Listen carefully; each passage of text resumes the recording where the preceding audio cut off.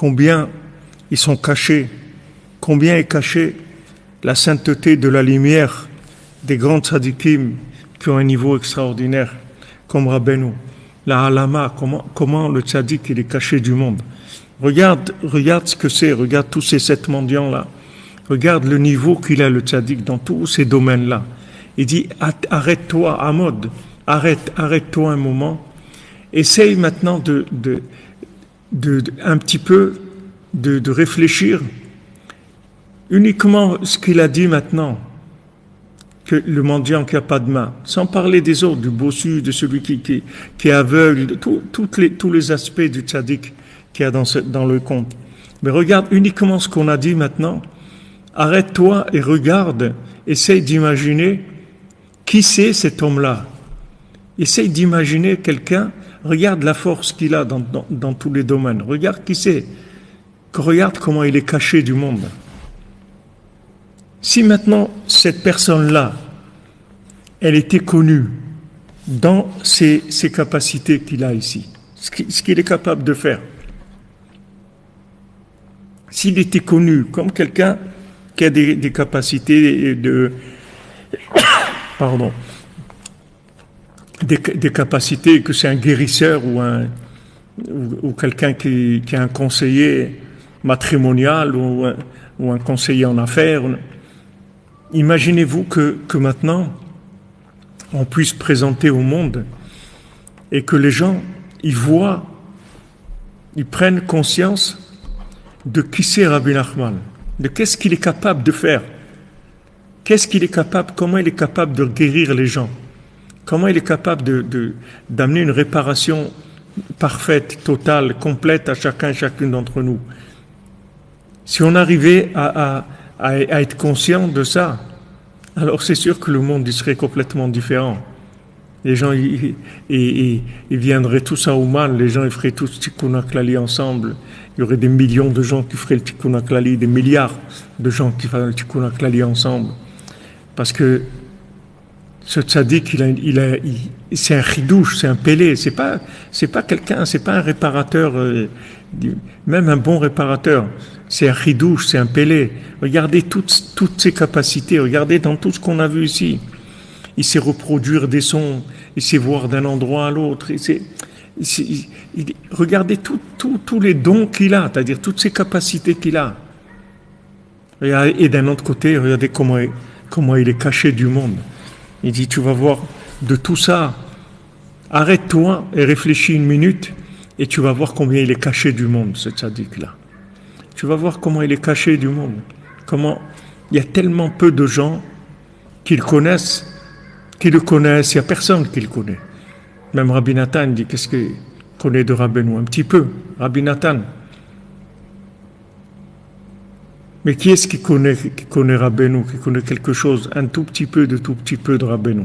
C'est caché du monde.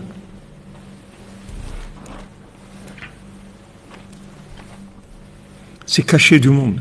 C'est ça le problème principal qu'on a. C'est qu'il est caché, le tzaddik. Même quand on dit les mots, on a dit des mots, mais ça reste caché. Parce que si c'était révélé, il y aurait une autre attitude par rapport à ces mots, complètement. Il y a le niveau, déjà, au départ, de Yosef HaTzadik, que quand il raconte les rêves qui sont Sipurei Maasiot, comme il dit Rabbi Nachman, que ses frères, ils se mettent en colère contre lui, etc., parce que c'est un révolutionnaire. Il y a un côté comme ça, de conservateur, que des gens, ils supportent pas ce chidouche de Rabbeinu. Bon, ça c'est un problème. Il y a des gens qui le supportent pas et qui veulent pas accepter cette force de réparation qu'il a et cette grandeur qu'il a, en disant qu'un seul mot de Sipurei Maasiot, il y a toute la réparation du monde, il y a toute la Torah, il y a tout dans un mot de Sipurei Maasiot. Donc des gens ils peuvent pas accepter ça. Ils peuvent pas. Ils veulent rester dans là où ils sont, c'est des conservateurs. Ok, ça c'est des gens qui sont contre. Mais même les gens qui sont pas contre, qui ne sont pas contre. Vous voyez, Yaakov, il a entendu ça de Yosef. Il a entendu les Sippurim Asiot de Yosef. Il a entendu qu'il racontait ses rêves qui sont des Sippurim Asiot. Qu'est-ce qu'il a fait, Yaakov? Shamar et Tadavar, il a pris la chose, il a gardé.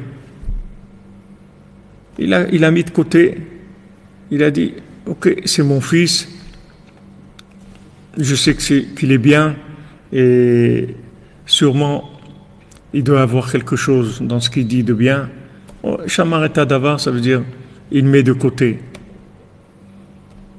Mais il n'y a personne qui est venu, qui a dit à Yosef, allez, on y va.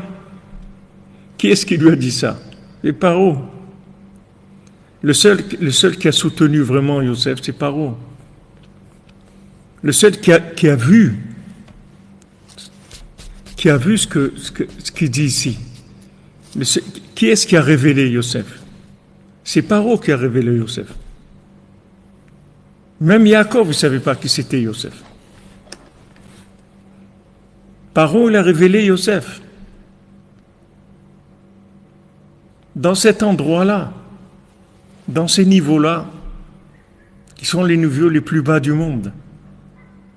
Paro, l'Égypte, le pays le plus corrompu, le pays le plus obscur, le plus à l'envers du monde.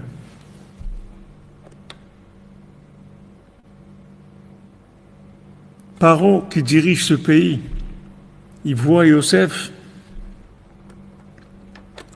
il dit, ça n'existe pas un sage comme toi dans le monde. Ça n'existe pas.